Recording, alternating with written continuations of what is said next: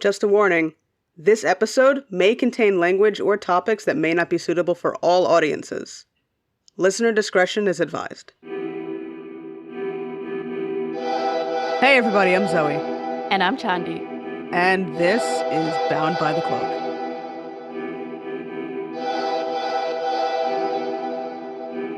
What would you do to support your family? Things can get difficult for single parents. Having a side hustle these days is fairly common, but what if that side hustle was having an OnlyFans account? Having an OnlyFans account can be risky. Many people may have negative views of what someone does for a living when it doesn't fit the bill for what might be traditional or acceptable. Quite a few people have turned to websites like OnlyFans to generate more income. This includes both men and women. But is there a double standard for women who choose to make money through these websites? Do men receive the same type of negative attention? Today we're talking about the intersection of personal expression, societal norms, and professional consequences. We spoke with model Sarah Juree about her experience as a single mother who worked as a teacher with a unique side hustle, who wound up losing her teaching job all because she started an OnlyFans page. Thanks so much, Sarah, for being on the podcast. Thanks so much for chatting with us. So how are you doing? I am great. You know, you're a very positive person and you're taking things in stride, but that wasn't always the case, right? Like about a year ago, I mean, you had a lot going on. So tell us about that. I did. So that's so interesting because, you know, it's sort of like our life journey is on this continuum. So people are just like very interested in knowing like certain parts of your journey, certain parts of your path. And like one in particular part of my journey was written about all over the news. And I do think my journey and the grounding and the healing that I had done prior to all of this happening, because I will say it like knocked me off kilter and it felt very painful.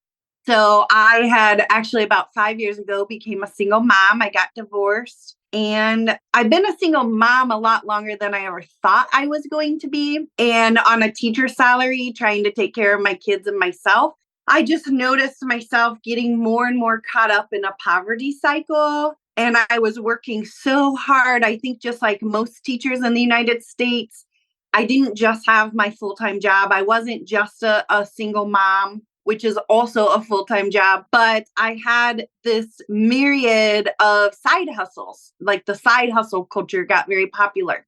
And I did everything hustling for money. It was like $20 here, $20 there. I did reading tutoring. I did teeth whitening. I did group exercise, keto coaching. I donated plasma. I purchased sublimation equipment and taught myself how to do design work and make mugs and shirts and tumblers custom. So I was constantly working and noticing that I'm getting more and more in poverty. I'm more and more in credit card debt, and I'm spinning my wheels because even though I'm working so hard, actually my kids started calling me sad mommy because I would just sob in exhaustion in the bathtub at night, wondering like, what am I doing wrong? Why are things just not panning out for me? And it was almost a year ago on Facebook, there was a local friend that had started an OnlyFans page and she was kind of posting her statements and she had made $10,000 that month. Well, I had this entrepreneurial spirit and I'm very determined to get myself out of this poverty cycle by myself. I'm not asking for handouts. I'm not asking for a man to come rescue me. It's like, okay, well, she was about my age, 40, and she was a mom and she was about my body type. And so I was like, well, if she can do it, I could do it. And if I was making $10,000 a month, I would be able to start getting myself out of this poverty cycle for myself and my kids. Just curious, what were you teaching? So most of my teaching career was actually informal education. So that is the type of teacher I love to be. I like to be the field trip teacher where the real teachers bring their kids to my program and I have fun with them and I send them back to school. And it was my job to spark an interest in STEM and STEM careers because these jobs are interesting and they pay really, really well. That irony was not lost on me as a teacher in the poverty cycle. Lots of people would say to me, like, well, basically, it was my own dumb fault because I chose teaching and I knew what teachers made. And I just don't accept that as an answer for teachers in the United States of America, that it's your own dumb fault because we mistreat teachers. I like to say teachers are the most abused profession in this entire country. I don't accept that as an answer. I think that teachers deserve a lot better. And part of my platform now, of course, is advocating for teachers and teacher pay and better quality of life in the classroom for teachers and children. Like, if we don't do something now and intervene, because it's very clear to every teacher in the United States of America that our education system is beyond broken. You can look at all of the shootings. Like, if we're not shaken up by that, I mean, let's just put aside teacher pay, but just the fact that our babies in America and our teachers are not safe when they go to work, where is our humanity? It's lost. Yeah, because it's also more than just safety for kids at school. It's also what they're learning and what they're allowed to learn, what teachers are allowed to teach at this point too. Yeah. And there's a lot going on. We're in a state of emergency when librarians and teachers have become the villains of the story. This is a real state of emergency, and not only that, but, like taking a step back from it and really wanting the mental health of our teachers and the mental health of our children to be prioritized. And it's not. Their safety isn't even prioritized. How are you asking teachers to come with their best self and teach children with the most positive energy when they have also had to leave school and work 2 or 3 other jobs? That's not the quality of life that produces the cycle of a life-giving education for anybody. So, just despite that, I did find a niche for myself in education and in teaching that I did thrive in and that I did find a lot of joy in. And that also allowed me, I felt, to sort of try to strike a balance between work and home life, because being a mom really is my highest priority. It's my highest calling. And I'm just going to say it. There's nobody else's children that I'm going to value more than my own. So people will say, she was a teacher, and this is where I'm getting to why I was in the media. I ended up starting an OnlyFans page on the side. And when I started it, it was strictly for money. I didn't understand at the time how profound getting on that platform was going to be for my healing and all the good that platform has done in my life. But knowing nothing about it, only having money dangled in front of me, I decided that I was going to try out this OnlyFans page. And over the month of July, I was going to have the month of July off, just test the waters, try it out, see if I'm able to make any money. So this is kind of setting up the bigger story that people kind of know me for. So I know there's a lot of information out there about what OnlyFans is, but someone who's a content maker, what exactly is OnlyFans? So let's just dispel all the myths. Yeah, and I'm so happy you're giving me a chance to do that, because I will tell you, so many people are triggered even by the word of OnlyFans, and I am telling you how life-changing that platform has been for me and other people. So essentially, OnlyFans is a platform that's set up very similar to Facebook. So if you're on Facebook, which my kids say only old people are now, but I am, you have a wall, you have a feed that you post things on that people can see. And then you have DMs where people can private message you and you can have private conversations with them. And that is essentially what OnlyFans is. And I don't know if OnlyFans, like when the platform was birthed, that it was necessarily going to be, that it was known that it was going to be used as this virtual sex platform. because essentially it's just another social media platform with a lot less censoring, which is why people are allowed to be nude on it, because nobody's censoring. It's an adult site as well. You have to be 18 and up, and you have to attach a credit card when you join the platform. So if you kind of think about what happened a few years ago and around the world with COVID, you can see why OnlyFans became so popular. With the directives for COVID, which was basically isolating people from one another, all of a sudden, people's social, emotional, and sexual needs were not being met. There was no way to go out into the real world and socialize. And, I think it was a very lonely time for people. It was a very isolating and fearful time. And all of a sudden, the OnlyFans platform just exploded and it took off. Now, I was not on OnlyFans during this time, but now my time on it, I can see why people were drawn to the platform. It's entertainment. It's this way of connecting with people virtually, socially, emotionally. And so many people think OnlyFans is only about going on and taking your clothes off. And yes, there is this big element of being able to be self-expressed on OnlyFans. I think that's one of the big draws for people. There's this safe platform that you don't have to be shamed of your body, and you don't have to be shamed for your sexual desires or your kinks. You can just go and explore them in a very safe way because it's all virtual. And so much of my OnlyFans experience is it's like I get this place to just show up as my whole self. Like every part of Sarah, like the vulnerable, the sensual, the very sweet and kind, the sexual. I get to be self-expressed on the platform. And, a lot of being on the platform is actually interacting with your fans and getting to know them. And there's so many interesting, beautiful reasons that people are on the platform. I have met the kindest, most compassionate, supportive men on there. And that has been so good and healing for my heart. Would you say that there's like a level of confidence that you have to have within yourself to start an OnlyFans page?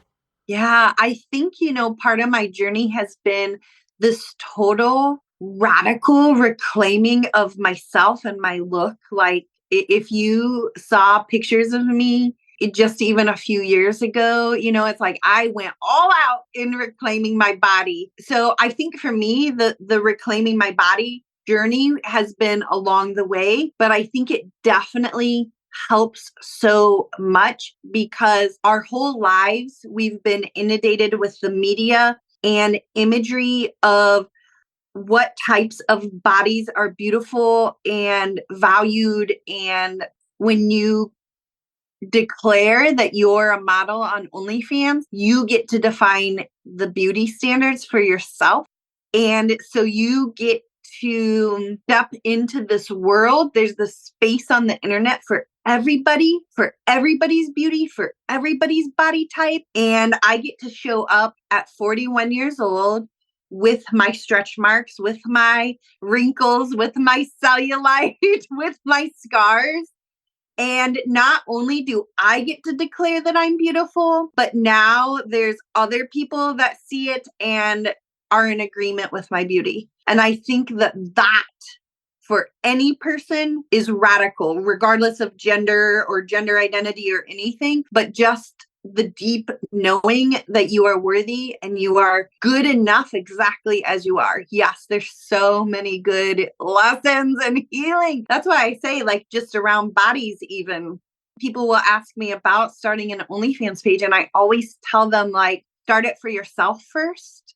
Go explore, go take pictures of yourself where you look at yourself and you feel the sexiest or the most expressed or the most beautiful, because photography is all angles and lighting. The 100 photos that I take, I only edit 6 or something, but you get to enjoy the process and you get to have fun with it. And that's something that I really started enjoying as I reclaimed my body, was this idea of like, I can wear wigs. I can wear clothes that I've never worn before. I can do this. I can wear makeup. So I think for me, it's been even more so about the self-expression and the exploring for myself than anything, you know? So walk us through your first day of opening an account. What was going through your mind? What did you type in? When I first started my OnlyFans page, it was a clean page. So what I mean by that is just like on Facebook where your feed has no nudity because Facebook doesn't allow it. I had no nudity on my OnlyFans page. It was more or less like sharing my story about being a single mom and being a teacher, and I'm into yoga and I'm into fitness. So lots of pictures at the gym. Actually, a lot of what I was posting on Facebook, I was just posting to OnlyFans. It was like almost identical. And, as I started feeling more and more confident in my body, started just kind of taking nudes for myself. One of the kinks that I didn't know that I had, I actually took some guy sent me a kink quiz because he was into a lot of the stuff. I'm more vanilla. But one of my kinks that I didn't know I had is voyeurism.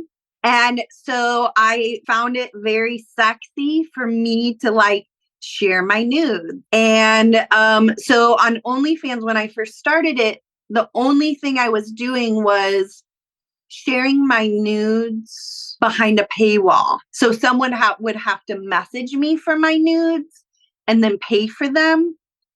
But it was very benign.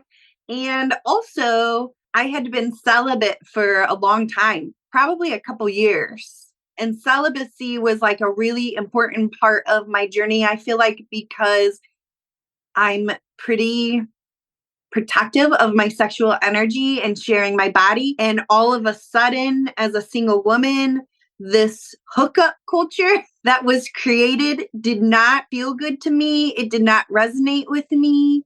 I don't like the manipulation that I felt like I would constantly get put through by being on dating sites. And somebody asked me, they were like, was it really hard to go from being a teacher to being an OnlyFans model? And I said, it was a like skip and a hop from dating sites, because on dating sites, everybody is participating in virtual sex. Everybody is sending nude pictures. Think about the dick pic culture. Like, men do it all the time. They never lose their job. They send it unsolicited. And that's one of the things about OnlyFans is everything on OnlyFans is consensual.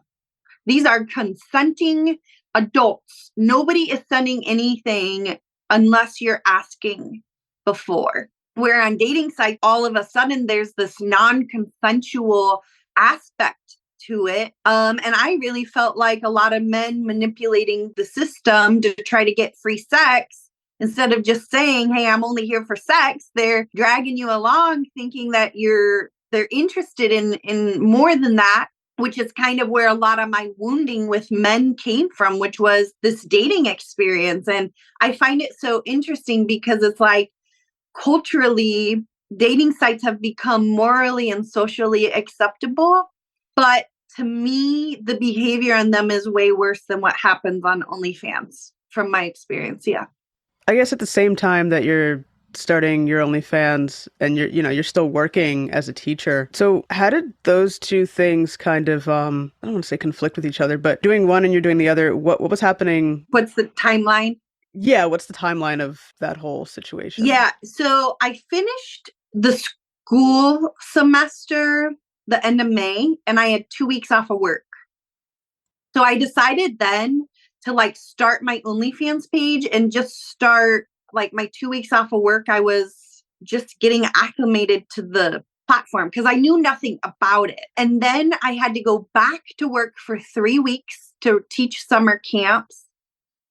And so I really wasn't doing much with OnlyFans because my kids were home from school and I was working, for 3 weeks. And that's one thing I really want to clarify, that just like every normal, ordinary person who has a private and personal sex life after work, it doesn't mean that you take it into the classroom or the boardroom or the whatever, wherever you work. I even have a text from my boss, my old boss, who was like raving about how awesome summer camps were. This is where the story really gets interesting and kind of what became the catalyst to me getting in the news. My very last day of summer camps, right before I'm about to go on my month-long break in July, we have a casual conversation about sex work in the office. Myself, my female co-teacher, and my male boss. And my co-teacher comes in and she says, "Hey, my husband went on this bachelor party that we knew he was going on, and they hired a stripper for the bachelor party." And she said the stripper asked for $600 just to show up to the party. That was not tips or anything. And here we're sitting there like teachers, and she had a side job bartending. And she says, "Yeah, I'm thinking of starting an OnlyFans page, but I might have my husband do it first because gay men love him." So my ears perk up and I'm like, oh, she wants to start an OnlyFans page. Cool. And my boss says to both of us, "Yeah, you should both start OnlyFans pages and sell your panties on them. Men love used panties and you could make a lot of money selling panties on OnlyFans." Well, there you go. I had my permission from my employer, from my boss, to start an OnlyFans page. Say less. And so he was serious. Yeah, he was serious. Serious, yeah. Yeah, start an OnlyFans page. Sell your panties on it. Why am I going to think I'm going to get fired for this? Like, Right. My boss is encouraging me to do this. So that was my very last day of summer camp. I leave, I go on my summer break. That was a Thursday, but I'm entrepreneurial and I know that if I don't have any fans, I'm not going to make any money. And I really wanted to test it out for July and try to make some money, get my head above water. So I decide that I'm going to start promoting my OnlyFans page on Facebook because you have to have a funnel and you have to get people onto your OnlyFans page. So I start promoting my OnlyFans page. No nudity, but kind of some sexy shots from here up. You can't even post nudity on Facebook. You'll get banned.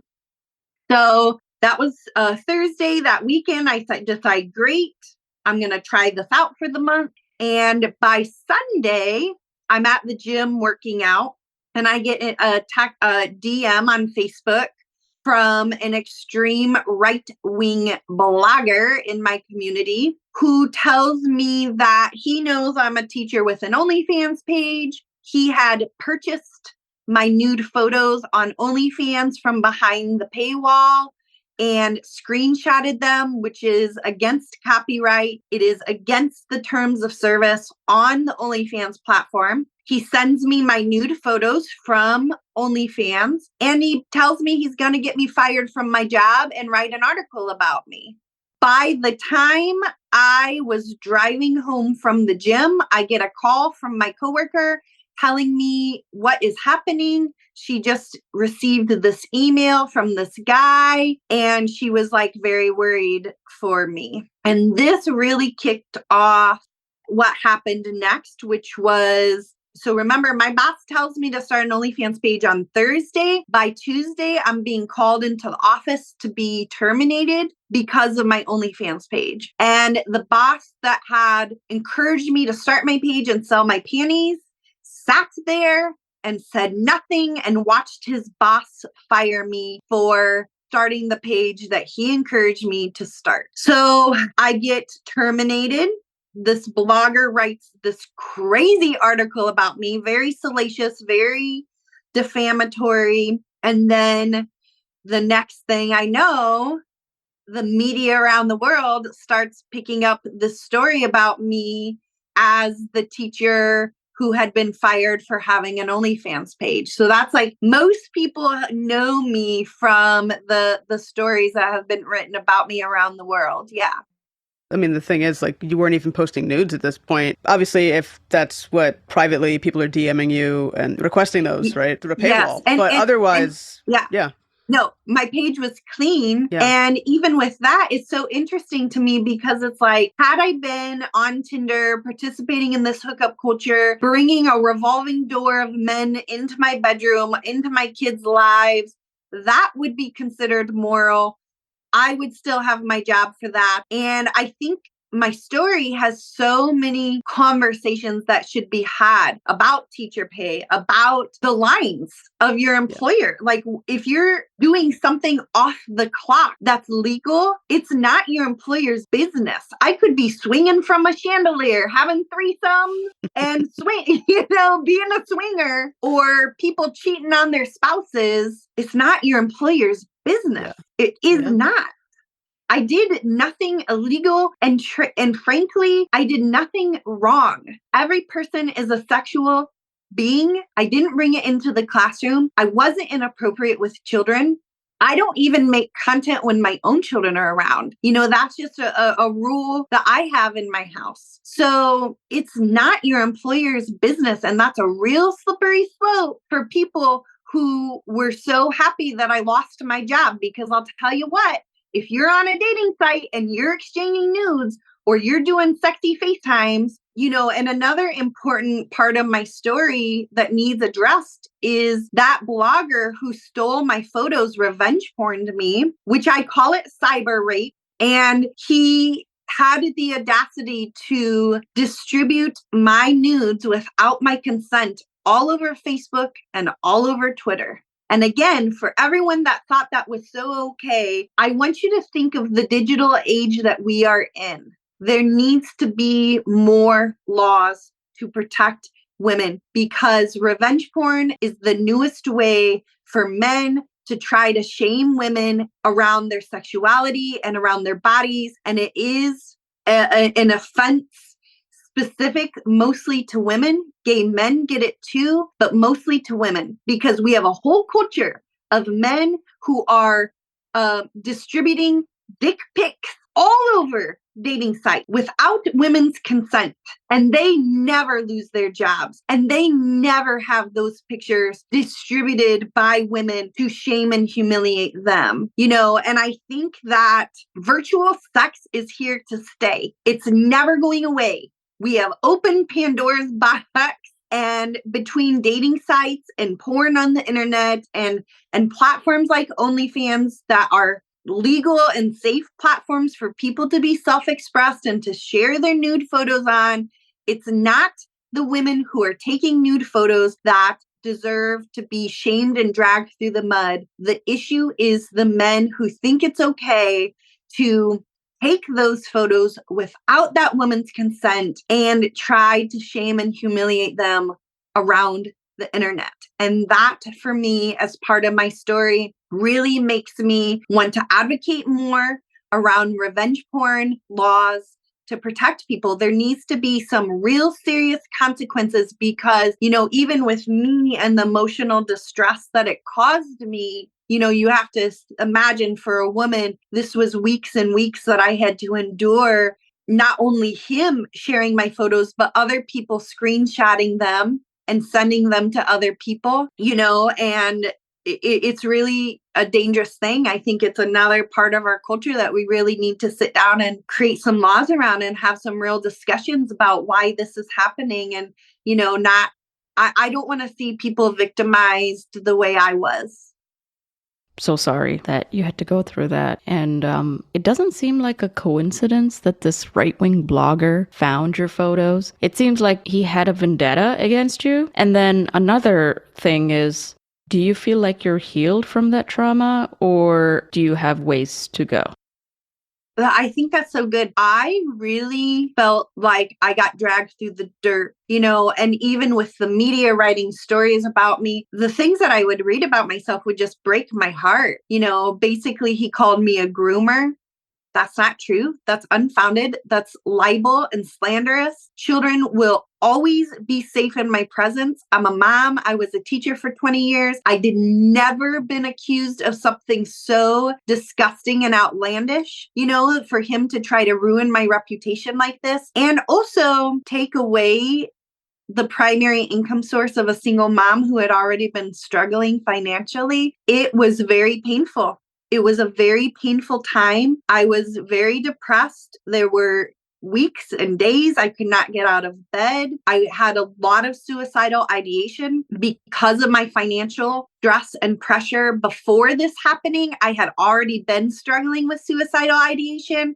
And then this experience really ratcheted it up for me. So I really had to work through a lot of mental health issues over probably a 6-month period, because it really hit on a lot of previous traumas that I had. And then, of course, some new stuff, you know, and I don't think anybody ever imagined being thrust into the news or media cycles for something that was being perceived as a bad thing, you know, because I've always just been a very kind and genuine and loving person. And so that was all very hard to read these articles about me that did not resonate with who I know I am inside. And there is this cancel culture that has been created where the media really pushes agendas and tries to make examples out of people. And I feel that I really got caught up in being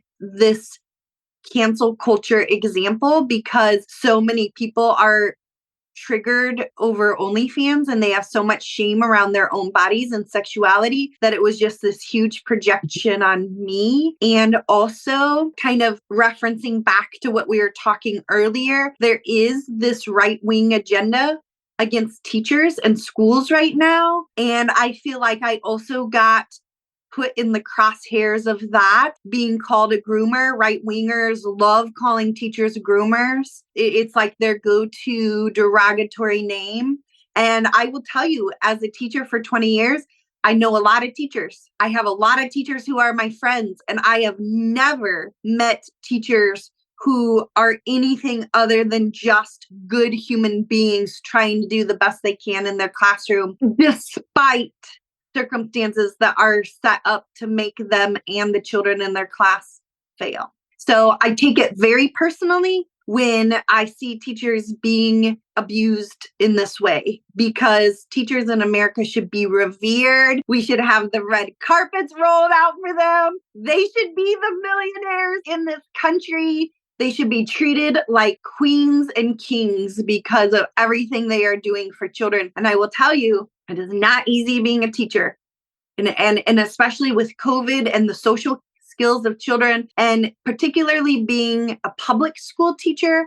Everybody dogs on the public school teacher, but I will tell you, they do not get to choose. They don't get to cherry pick the kids that come into their classroom. They get every student, the ones with trauma, the ones being beaten at night, the ones who don't have enough to eat, the ones who have learning disabilities, the ones who have gender identity questions and crises or sexuality. The public school teacher is really the hero of every story in my heart, because those kids come into their classroom and those teachers still bring their energy and bring their love. And there's not a teacher around that is doing it for the money, because we know it's not there. They are doing it because they went into a profession, because they had a heart for it and they wanted to do good and do good works for kids. That's it. What do you think the other reasons are around people having negative views of OnlyFans and other sites like it, or people that do that kind of content creation, modeling kind of work? There's always something else behind that other than just... You're right. I think a lot of it is religion, and especially like being in the Midwest in a very conservative, I live in a very small town. There's 15 churches for every school. I think people get programmed about their bodies and their sexuality and sex in general at a very young age, and they are taught a lot of shame around it. And the mere idea that people in America don't want children and teenagers to have age-appropriate education around their bodies and around sex and being empowered. And that's a problem, because it's keeping the cycle of shame and regression and suppression, because lots of people in our culture were taught this. And so they take that self-hatred and they project it onto anybody that is living a self-expressed life. They project it onto anyone who feels good and safe and comfortable in their naked body and don't feel shame for it. They project it onto anyone who has the audacity to explore sex as pleasure and explore things like kinks and to claim their healing around sex and sexuality. And so this beautiful, wonderful healing platform for people who are not healed and who suppress and regress. And it's so interesting because it's like, I have a local fan in the area who is so nice to me. And I had asked him one time, I was like, how did you hear about me? And he said, oh, the conservative radio show that dragged me and that the blogger was on talking all horrible about me. I love it when their fans become my fans. But you know, here's this very conservative married man on my OnlyFans page who has, you know, these kinks of wanting to be dominated. So sometimes it's these conservative people, I feel like all the time. The more you suppress and the more you're projecting about something, the more you're really holding a mirror up to yourself to show what's really happening on the inside. It's even like people who shout the most about gay people. I think there was some senator or something in Tennessee who's very anti-gay, but they caught him like hearting, gay men's thirst traps on Instagram. It's this projection that people feel they have to have, especially these crazy parties, like crazy political parties. Like I just feel like even the blogger himself who took the time to drag me has a whole skeletons in his closet, right? He has drunk driving charge. He has domestic abuse charges with his ex-wife. He just cheated on his newest wife with a 19-year-old girl in the community that he met on Tinder while he was married and gave alcohol to. So it's like the people who want to be the moral compass for everyone else have the most skeletons, because that's why they're shouting and raging against everyone else, because it's their own shame that they can't look in the mirror and address. So you have to go around policing everyone else's lives. If it doesn't affect you personally, why are you so worried about it? Why are you so concerned?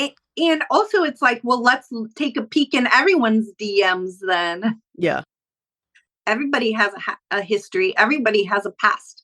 Everybody has something that I could spin in a way to make them look like the most horrible person. And most people are not. Most people, we're just trying to live our lives and do the best we can and be the healthiest, happiest versions of ourselves, you know? Yeah, I mean, if somebody really wanted to help, they would call attention to the fact that teachers don't make enough money. That would be the yes. ideal thing to say, an ideal way to handle the situation. Or even if he was some concerned citizen, he wouldn't have put me on blast publicly. Every teacher has a sex life. I'm sorry. I think as a culture, we are equally obsessed with sex. And we know that by the billions of people who visit Pornhub every day. And then the pendulum swings to also having so much shame around sex. And it's created this very unhealthy dichotomy in our minds and hearts and lives and culture. Because it can't be both. It can't be both. To sexualize things for even children when they're young. We shouldn't be doing that. You know, based on, in terms of, you know, what children wear, you know, whether it's clothing that's too revealing for some people, but it's a child. You shouldn't be looking at a child that way anyway. Yeah. You know, there's things that we do that just are unnecessary when it comes to sex. And it's because as a culture, we are uncomfortable with it. And, you know, those are, I think, the real laws and the real people, you know, when you start getting into deviant sexuality and especially with children, that's where attention needs to go, because things are terribly out of misalignment to be sexualizing children. And no, I definitely agree with you. But people, again, they create this unnecessary drama and narratives around situations that have nothing to do with each other. but they won't actually address the real issues. Right. It's like even the whole book banning and, wanting to ban books in schools. And it's like, because you disagree with something, or like Michelangelo, what was it? Michelangelo's David was like a principal just got fired in Florida for doing an art lesson on Michelangelo's David because it showed his penis. Like, things are getting way out of scope. What's happening? This is art. You can't look at a body and not sexualize it. Yeah. How do we teach children? Like, the body can be seen as art because the body is beautiful and the body exists. And there's nothing wrong with existing in your nakedness. It's getting out of hand. And even with the books, where it's like, you don't get to decide what every person in the class gets to read because you're triggered. Go work on your triggers and let teachers teach the curriculum that they're told they have to teach. Yeah, locking up teachers and librarians. And then it's the same people who are thumping the Bible. And it's like, let's take a look inside this book. Yeah, because that's a whole nother, they're not ready for that conversation. Yeah, because if you want to talk about a book that should be banned and outlawed and is probably not safe for children to read, in my opinion, it would be the Bible and all of the stuff, the stories in the Bible that I don't find appropriate for kids. Yeah, they leave those details out, and they also don't want anyone speaking up against their beliefs. It's this whole, like, I have to push my agenda and beliefs on other people. And it's not true. You're free to believe what you want to believe and act and behave according to that, but you don't get to strip away the rights of others, and you don't get to be the morality police and tell other people how to live their lives. And I feel like we have this whole society right now of people who want to decide for other people how they get to live their life and what rights they get to enjoy and benefit from. And I will tell you, my personal belief is that if they're a human being, they get all the rights. They get all the laws to protect them because they're a human being and they want to live a happy and free life. So stop demonizing and villainizing good people that don't deserve it, I think another part of this is maybe the fact that you're making money off of your own content. There is this part of the patriarchy and very misogynistic part of our culture where, like I was saying, my behavior on OnlyFans was no different than my behavior as a single woman on dating sites. And nobody had a problem with that. Nobody had a problem with me sending nudes and DMs. Nobody had a problem with me video chatting and being naked with men on FaceTime. As long as a woman, I did not monetize it. The only reason people are mad about OnlyFans is that women found a way to take the sexualization on them that's gonna happen no matter what, and they found a way to monetize it. And I will tell you that the OnlyFans platform for women is the most empowering platform for women because you can be self-expressed. You get to be your own boss. You run your own business. You're an entrepreneurial. You get to decide the content that you feel comfortable making and producing. And you get to monetize it and start taking control of your finances. And for people who like to see women not in control, not empowered, living under the patriarchy, man, does it make them mad. So I think that, like you said, is another reason really that people are so mad and triggered about OnlyFans. It's not the nude photos. Women are doing that everywhere. Men are doing that everywhere. All of our virtual platforms have nude photos. It's the fact that women found a way to monetize it and it makes them mad. And now there's this whole new niche of sex work for people in a virtual way. So even people like me, who is a teacher, can step into the sex work field and start monetizing it. Yeah, they're probably threatened by the fact that you have control over your fans. You can say no. Yes, I can block But and that's the funny thing is like so many people will say to me, like they assume I'm treated poorly on OnlyFans. And I always tell people like, you have no idea how healing my fans have been for me. They are so kind. They are so generous. They are so respectful. They are the definition of consensual.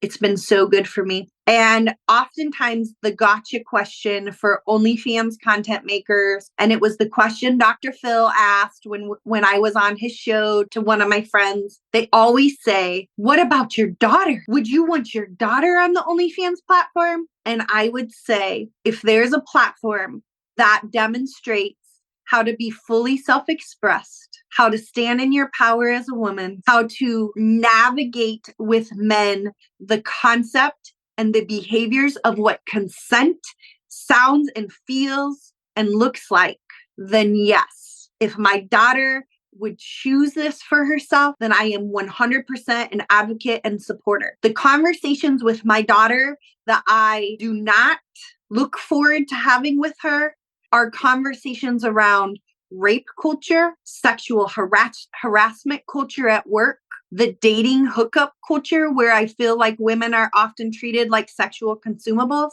and revenge porn. These are the topics that breaks my heart as a mom that I have to talk to her about. Or even as you were talking about men sexualizing kids.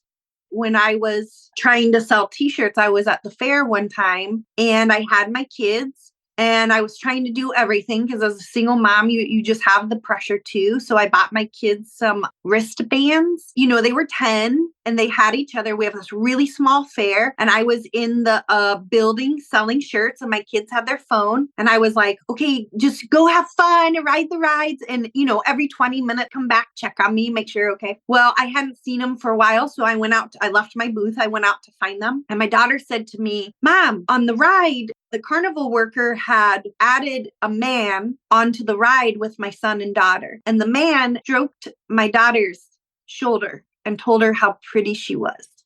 Seriously? Yeah. And my daughter got the pit in her stomach. Every girl and every woman knows what that is. And as a mom, I could sob right now because I feel like I was freaking selling shirts and I should have been watching my kids have fun at the fair. And I will tell you, I probably would have burned that whole fair down if I had seen that man. It's probably a good thing I didn't, but then I'm thinking as a mom, like, oh my God, what if he would have stolen her? What if he would have taken her somewhere and molested her? Like, thankfully that didn't happen. But if you ask me as a woman and as a mother about protecting my daughter, those are the instances. I'm way more worried about that than I am about my daughter being a grown woman and being on the OnlyFans platform, which is virtual. That's the thing. It's like, I brought up the whole thing about sexualizing children just because that's where our ideas about sex start too, from our first initial experiences, whether it's something like that or it's something like, oh, you shouldn't wear that because that just looks like it's how you're starting to view females and women a certain way. And then as they get older, it just kind of continues. And then we just kind of have these ideas about ourselves. And that's how, women have negative views of other women even. Yes. Or even with my daughter, she's 11 and she's going through puberty. She's growing breasts. And it's like remembering back to middle school where now I have to have the conversations with her about middle school boys sexualizing her and snapping her bra or pretending to grab something just to touch her breasts. And it's like, that's why I say as girls and as women, you are sexualized your whole life. Let's stop sweeping this under the rug. Right. There's no girl that doesn't have these experiences growing up. And so, when I tell you that when I got on the OnlyFans platform and it was the first time in my life I felt empowered sexually as a woman, I was the boss. I'm in charge of this. I get to say, I decide who, when, what, how, why, what I'm comfortable with. That. Every girl, every woman should grow up. That should be inherent. It should be inherent. It should be part of the deal. But if it's not, thank God there's a platform that even I, at 40 years old, have found to be self-expressed and to stand in my power sexually.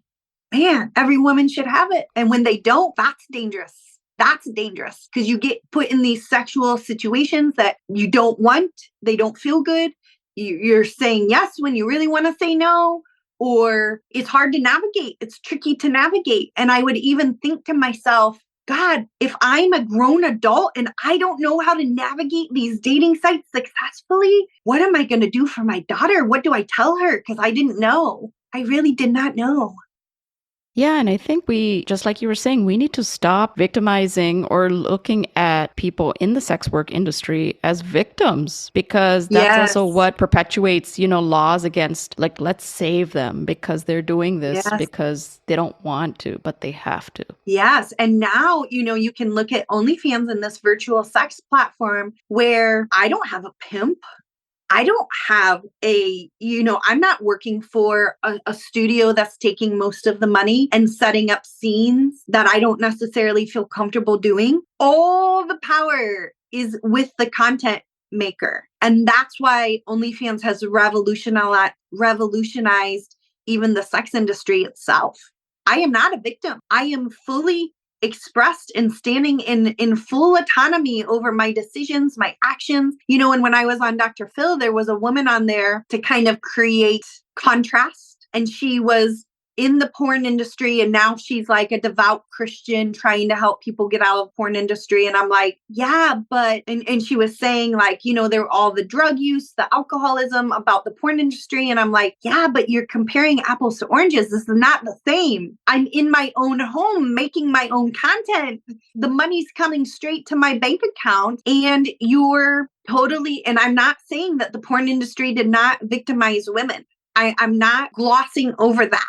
But what I am saying is that, like you mentioned, I'm not a victim on this platform. It's an empowering platform. And I know it creates cognitive dissonance for people who hear OnlyFans and then they hear someone like me say it's empowering, and then they brush it off and they act like I don't know what I'm talking about. Like, I am educated. I have a good sense of self. I'm a very grounded person. And I am telling you over and over again, this is my experience. I know it to be true.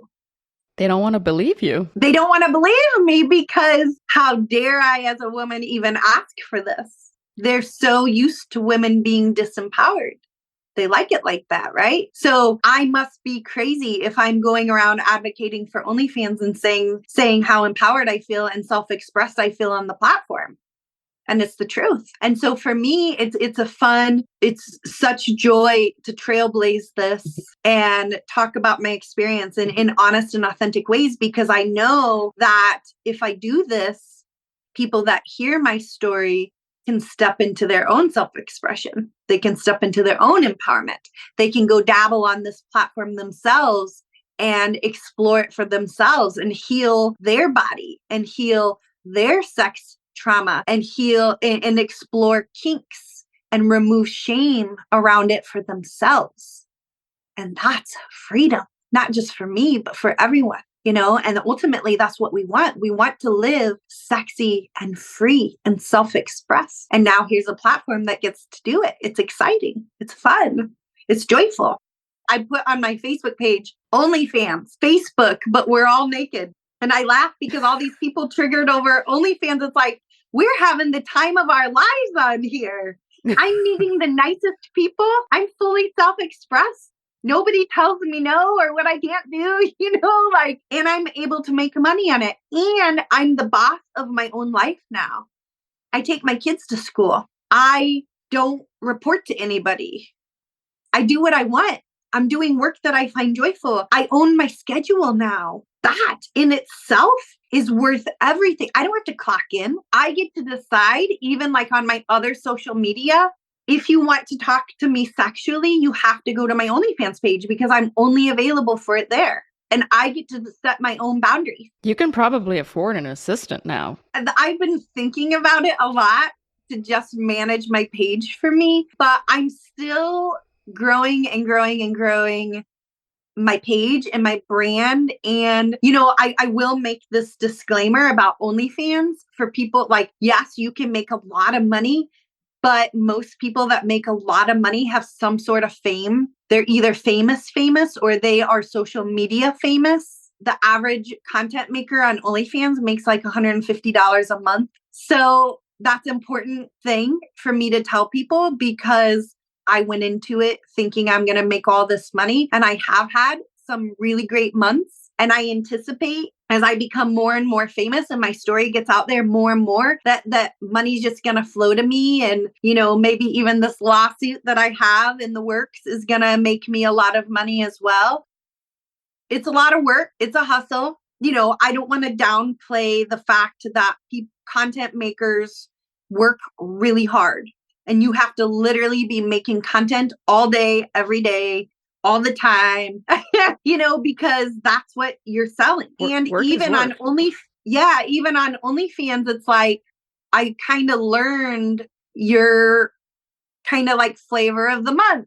So people might sub to your page 1 month and then they go and find someone else that they want to enjoy. Yeah. And sometimes they come back and sometimes they don't, but your numbers fluctuate. And that was hard for me to watch. My numbers go down, go up and go down. And so now I just try not to focus on the numbers, and I just try to focus on telling my story and doing the work that I want to do and making the content that makes me feel the most joyful, because I feel like if I'm doing that, then the money's just going to naturally come. But that is another important and honest conversation about OnlyFans. So it's like, for the OnlyFans platform, yeah, I do make great money. I can't wait to be making a lot more.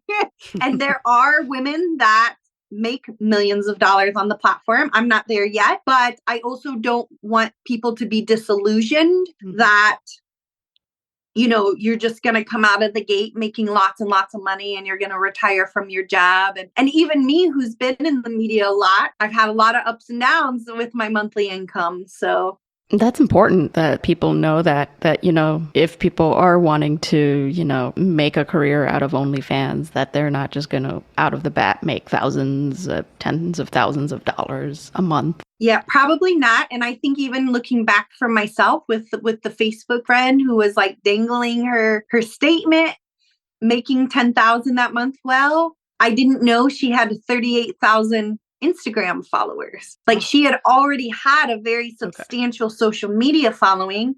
I had 300. So when I kind of talk about my story and manifesting all of this for myself, thank God I got into the media, because I would have been in a I thank God he ended up being my catalyst for becoming famous and making money and getting my story out there and manifesting and wanting to be a model. And I never told anybody that I wanted to be a model my whole life, because it sounded so audacious and crazy.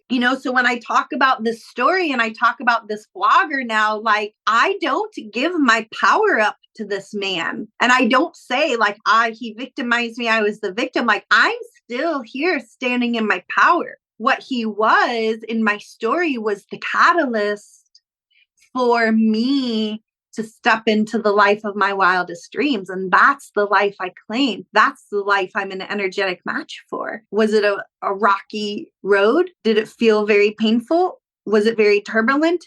Yes.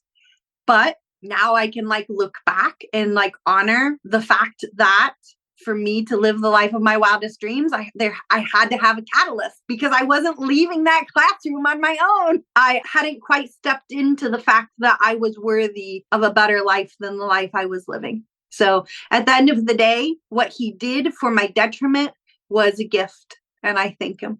So what's next for you? I have already claimed that I'm going to manifest everything that I have on my vision board. The $1 million, I don't know how it's going to reach me, but I know millions of dollars because I've been manifesting it for so long. And like I said, I started on my book yesterday. I want to title it The Audacity to Dream: Manifesting My Way from Teacher to Millionaire Mama. I want to continue modeling. I want to do paid modeling shoots. I actually want to manifest my own TV show, like a sex education TV show. I have all these ideas. I'm so excited. I want to move to LA, all of these things. Wow. So I can't wait for you guys to follow up with me, and I get to tell you all the dreams I've manifested for myself. I feel like I'm on my way. They're so close now. I mean, that's awesome that you have these plans and that you've started to make an active effort. I mean, you started your book. Yes. I have a whole vision board on Pinterest. now that I've had these experiences, like even being on Dr. Phil, like the world is open to me. Like I can do and be and have anything I want. I'm only going to get prettier and richer and more famous. It's the best way to think about life. That's what I've told myself. Exactly. Yeah. So you're happy? I feel so happy. I feel so the happiest I think I've ever been in my life. Yeah. That's great. That's it really big. is. It's huge because I've tapped into some good stuff. It feels good. I want everyone to have it. That's why I'm writing my book. I want to be the evidence for people to dream bigger. Well, thank you guys. This was a great interview. Like it's everything that I love talking about. Thanks a lot. Thank you so much for sharing the story. And like you said, it's going to hopefully change the lives of people who listen to it. I hope so. We'd like to thank Sarah Juree for being on the show today. You can find more information about Sarah Juree, articles about her, news specials, right on our website and our show notes. Well, that's going to do it for this episode of Bound by the Cloak. Follow us on social media. We're on X, we're on Instagram, we're on TikTok, we're on Threads. You can find us wherever you get your podcast, whether that's Spotify, Apple, Good Pods, or anywhere else. We'll be back in 2 weeks with a brand new episode. Thanks for listening.